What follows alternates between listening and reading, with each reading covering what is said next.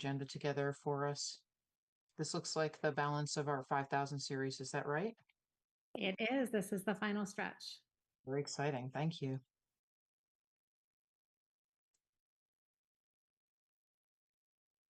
All right, so we're ready to move forward when you are, Kelly. We'll start with policy 5121.2, honor roll. Great. The first policy, 5121, is about all of our required state assessments. We do not currently have this policy. We had only an honor roll policy, and you'll see that right below. It's the next subset policy to this. But I will bring it up on the screen. It really talks about the state required testing and which grade levels. It's grades 3 through 8, and then between 10th and 11th grade at the high school. And so we felt it was important to add in this policy to show that we are annually assessing students in those grade levels.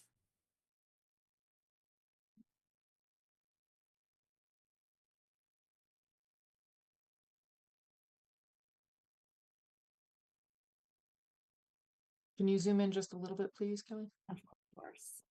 Thank you very much. Just give me 1 minute. It's a little slow. Is that better? Yes, thank you. Committee members, can you see that okay? You make it just a little bit bigger. How's that, Ms. Cooper? Better. Yes, that's better. Okay. Thank you.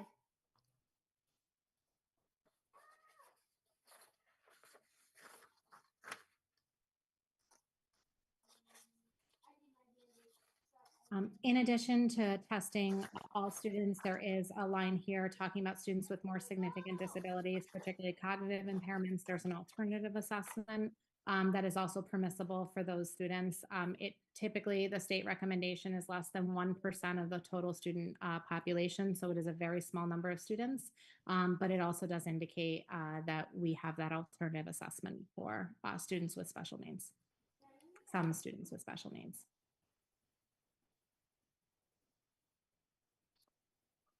Lastly, it indicates the timing of the testing, which is the last 12 weeks typically of the school year. Sometimes the state testing window is adjusted slightly. For example, this year it was extended 1 week into early June due to the number of snow days many districts had across the state. And then typically the science assessment is given usually in March or early April.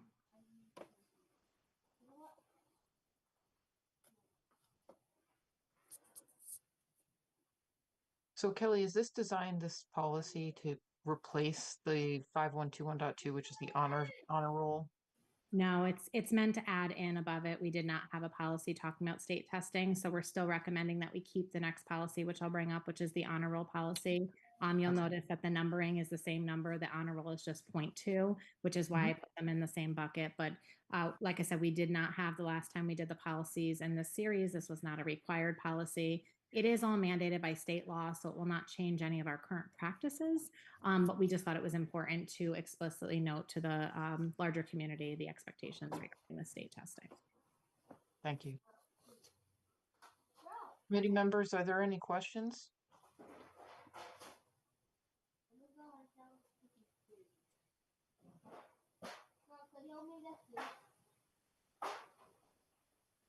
Juanita, I just want to give you a second to catch up here. Thank you.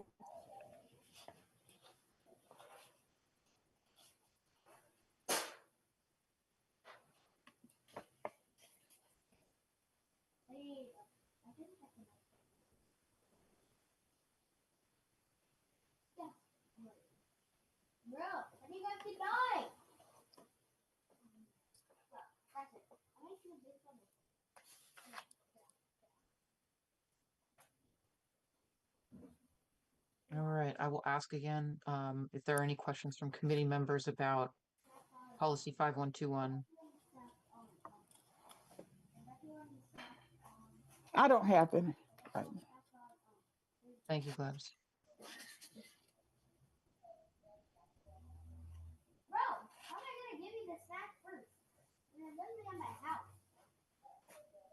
We're getting some background noise. If you're not speaking, could you please mute yourself, please?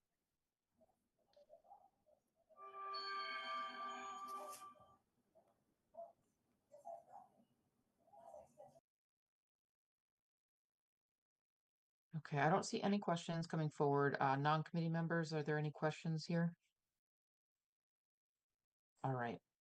So I'm gonna look for a motion to recommend policy 5121, examination, grading and rating, to the full board for a first read. Is there a motion on the floor, please? From one of my committee members, please. I make the motion that we move forward to pass this to send it to the full board for first reading. Thank you, Gladys. Is there a second, please? Sherry, I see your hand up. I'll take that as a second. All those in favor, please signify by saying aye. Aye. Aye. Any opposed? Wonderful. Motion carries.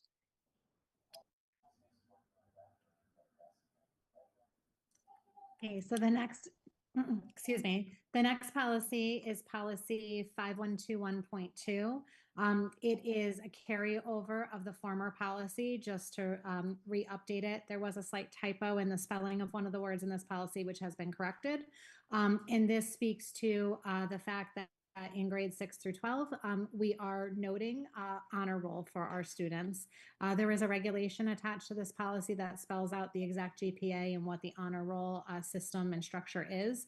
But here for the board policy piece is talking about for grades 6 through 12 that we have an honor roll process here in district. Thank you, Kelly. Sorry, two other things just to note. If students are receiving a pass fail, or sometimes we'll see at the middle school level, satisfactory, unsatisfactory, which essentially means the same thing, those courses are not calculated into the overall GPA or honor roll. And then at the high school level, particularly when you're talking about sometimes some of our seniors that may not need to take a full course load, that they must be enrolled in at least 5 classes to receive weighting towards that honor roll.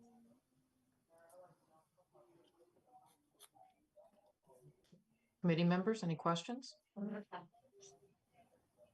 No. Sherry, do you have a question? We can't hear you. I'm sorry. Are you muted?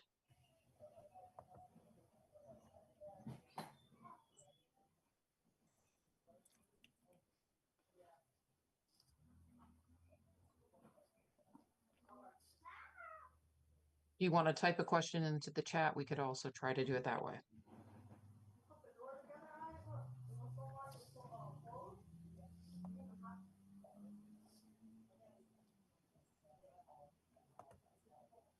Okay, it looks like you're giving me the go ahead, Sherry, so I'm going to go ahead. With no further questions from committee members. I just non-committee- want, not a question. I think this has been long awaited, the honor roll system. And I don't know, seemed like somewhere along the line that it was lost in our honor roll. Maybe I was asleep, but I thought it was a pleasure to really recognize students that are really going the second effort, and to bring the honor roll. I don't know, to bring it back or the way that we'll put it in the policy. I think it's a great idea. Thank you, Mrs. Cooper. Okay, can you hear me now, Kate? Yes, we can hear you now. So my question was, if the high schoolers do have enough credits, but they still have to take 5 classes, can any of those classes be a pass or fail? Or a satisfactory or unsatisfactory or whatever it was? Or does it have to be a grade? That is correct. You just have to be enrolled in 5 according to this policy. Thank you. So is that, so is that just for a senior only? It would typically apply to seniors. There could be other circumstances in which a student is on a partial day, maybe due to a health reason or something. But the purpose really here is many times seniors have obtained enough credits that they may not have to take a full course load, and we want to encourage them to continue, to be successful academically, to explore other challenging classes, and that is the rationale for having that in here as well. Okay, thank you. I remember back when I was a senior many years ago, and you know, I had all my credits. So when I came to my senior year, I only had to do 2 classes and I was finished. So I just want to get an understanding for this.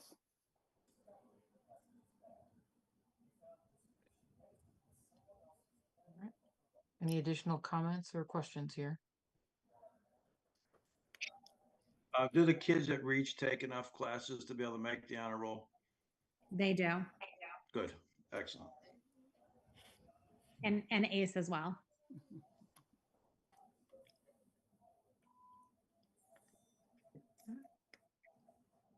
I don't see any other hands up or questions, so we're going to move forward. I'm looking for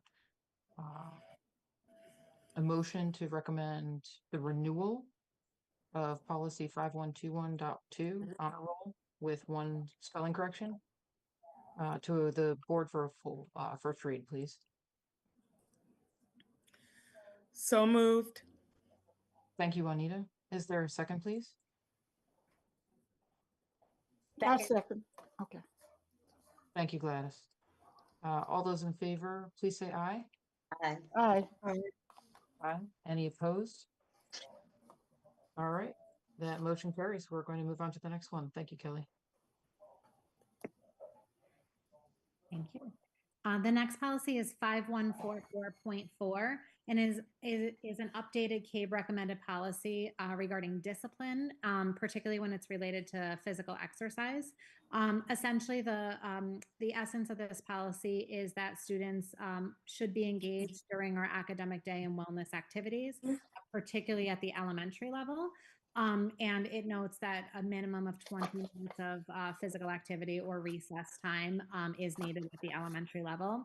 And this policy goes on to further specify that discipline should not be, or loss of recess should not be a common practice. There are several exceptions to this and more extreme circumstances. If there was a safety issue, an administrator would have reason on a given day to make an exception to that. Or if there's a short loss, you know, if a student has a 30-minute recess and there's a consequence for a couple of those minutes, that would be permissible by this policy. But ensuring that all students have access to that much needed physical activity and wellness, and that they have positive associations with physical activity and wellness. It also notes in this policy that PPTs, so for any of our special education students, that a planning and placement team could, for example, adjust this. Very rarely does this occur, but it might be that a student receives physical therapy services instead of recess or something of that nature. And that would be agreed to by the parent. Again, very rare circumstance, but it is permissible in this policy.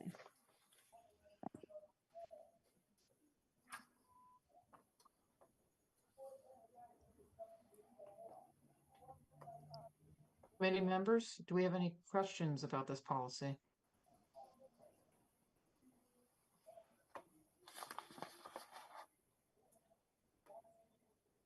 Okay, I don't see any hands up here or any motion for that. Any non-committee members have any questions about this policy? All right, I am looking for a motion to recommend policy 514, updated policy 5144.4, physical exercise and discipline of students, to the board for a first read. Is there a motion on the floor, please? Motion.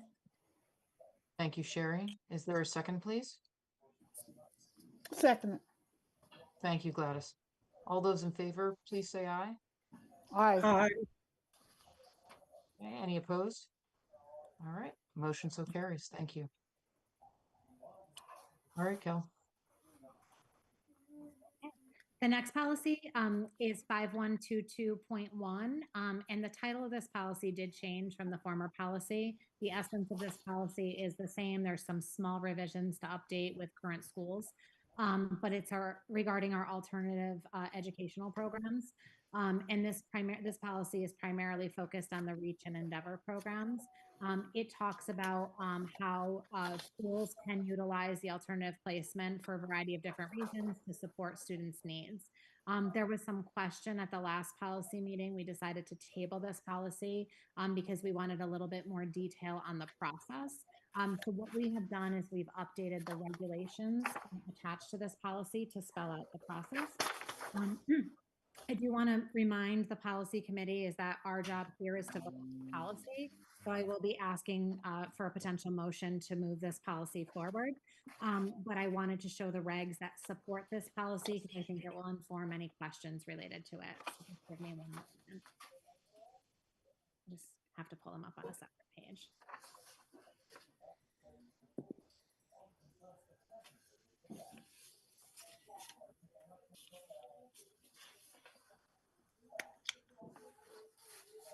Thank you for your patience. So the regulations here, I'll go through them, talks about this alternative setting, which again would be either the Reach or Endeavor program, which applies to our middle and high school students. It talks about why students might be placed in the program and really provides some more specificity. So it could be serious disciplinary infractions, chronic behavioral issues, court or juvenile justice involvement, significant social, emotional, or mental health needs, and then lastly, expulsion. It talks about the requirements of our alternative education program, very similar to Mr. Ratchford's question earlier. You know, can students here have access to honor roll, credit obtainment, and so forth? We want to make sure that they have access to the core curriculum that all high school or middle school students receive, that they have highly qualified staff, that they have specific behavior interventions and supports, as we know that those are in need of the students that are recommended for placement there, as well as social emotional supports. And then the last section really refers to the procedural ways in which a child gets placed at either the Reach or Endeavor program. Sometimes there's a need of maybe when we talk about discipline, that could prompt a potential discussion regarding placement. So we want to make sure that there's a formal review, practice, and investigation into that concern. That there's a review of all the educational records. So not just one incident, but what has happened educationally with that student up until that point in time. That there's a meeting to discuss the potential recommendation for a change of placement to the alternative program. That meeting should include an administrator, student, and a parent and guardian. And then more specifically, we want to make sure that if a student has been displaying behavior, that it's not just a one-off behavior that causes the change in placement, but there has truly been an intervention and strategies, so that there have been, tiered interventions. Sometimes you'll refer to that as SRBI or MTSS, which are those tiered strategies to help support a student. It could look like SRBI interventions, additional meetings with families, maybe a mentorship program, pupil services support, parent meetings, whatever the supports are that a child needs, it could look like any of that. The blue here is meant to, we specified some additional language since you first received the packet, and that's why you'll see the blue highlights. And then a final note that any placement change for a special education student requires a PPT, and that's by state law, but we wanted to specifically remind people of that here. In addition, when a student's being considered for placement, we want a meeting with the Reach and Endeavor administrator to review the recommendation. It's really important that parents get the opportunity to talk to the new leadership team, teachers, visit the program, and so forth. The next bullet you'll see offer to visit before starting. That there's proper notice, right? We want to be clear with parents. This is why we're making the recommendation. This is why we think the program would be beneficial for your child.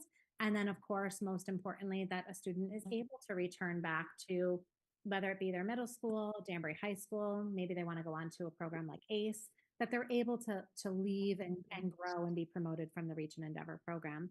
And so this last blue section is a part that I added more recently. Transition and return from the alternative program. We're going to have a quarterly review. This is something that we've put into place and we want to memorialize it. A quarterly review of all students and how they're doing in the program. So that every quarter we're reviewing who should stay, who should return, and why. And that information is communicated to parents. And we put students as appropriate. There are some students that are ready to engage in that program, that discussion, and there are other children that were just having that discussion with their parents. But really making sure that there's transparent communication between the alternative ed program and the family. And so these regulations are meant to support the implementation of the policy that we showed you earlier.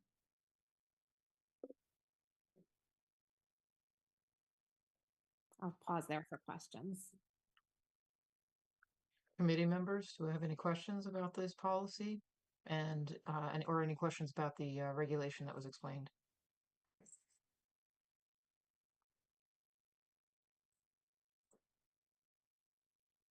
Okay, I don't see any. And I do Non wanna thank- members?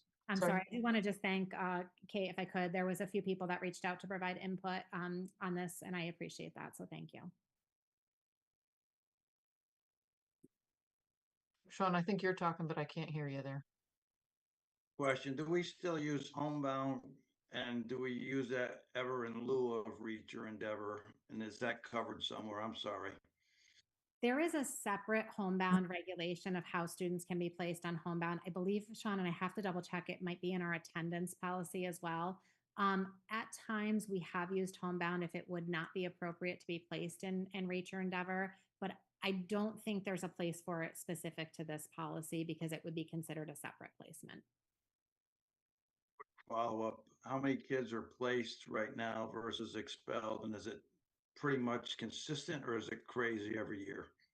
Sure. So typically the max capacity in the program that we look for are 24 students on the Reach side, 24 students on the Endeavor side. I think post-COVID, we did see a spike in the number of expulsions, a pretty significant spike, and we are now returning back to, I would say, pre-pandemic times. We have seen far less expulsions. And so while there is a handful of students that are there through expulsions and the time frame, I'd have to do an exact count to give you an exact number. But I would say about a third of off the top of my head, about a third of the students are expelled students and 2/3 of the students are administratively placed at the high school level. And the ratios at the middle school level are even a little bit smaller on the expulsion students. Thank you. Thank you for the question, Sean. All right, I'm going to ask one more time. Are there questions about this policy before we move forward?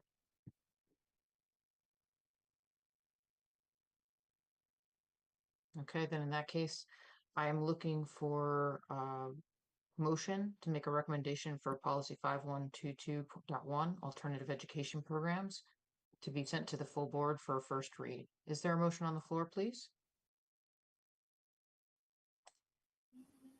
So move. Thank you, Gladys. Is there a second, please? Second. There's a tie between Sherry and Juanita there. Juanita, I'll give you that one. All those in favor, please say aye. Aye. Any opposed? All right, the motion carries. So that puts us in really good shape, right? We're done with this particular series. Kelly, do you want to spend a minute or two just giving us a sense of where we're going to go next? Sure. So we are done with the 5,000 series. I looked back, I think we started them in the fall of last year. So it was a very long series. We took a few steps away from it for isolated policies we needed to approve.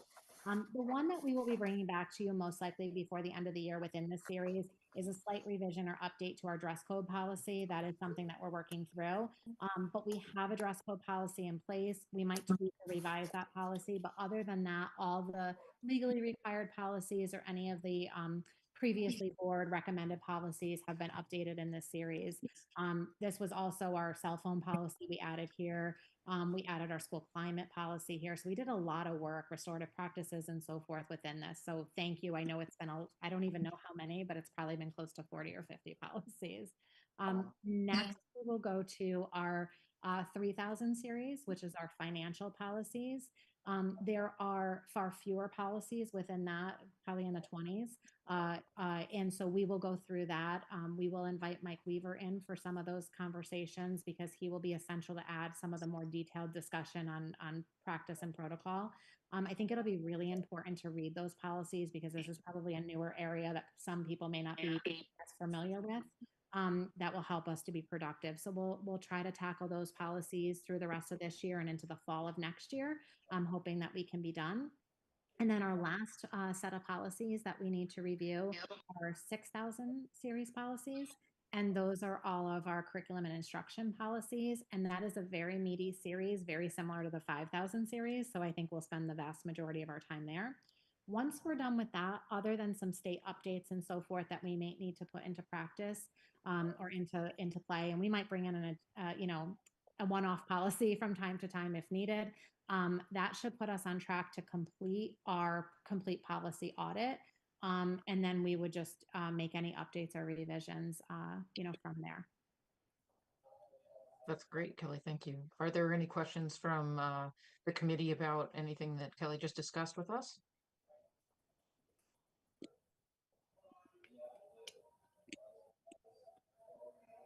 Seems like it's all pretty straightforward. So Kelly, I just want to thank you again. You always do an excellent job preparing the agendas, putting all the information together and recapping what's going on so that we can move through these and get them sent to the board for approval as quickly as we can.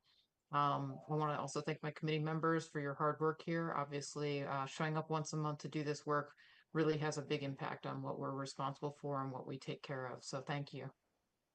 With that, is there a motion to adjourn? So moved.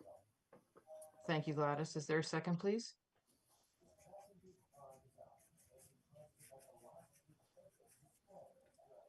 Second. Thank you, Juanita. All those in favor, please say aye. Aye. Thank you, Ken. Thank you to my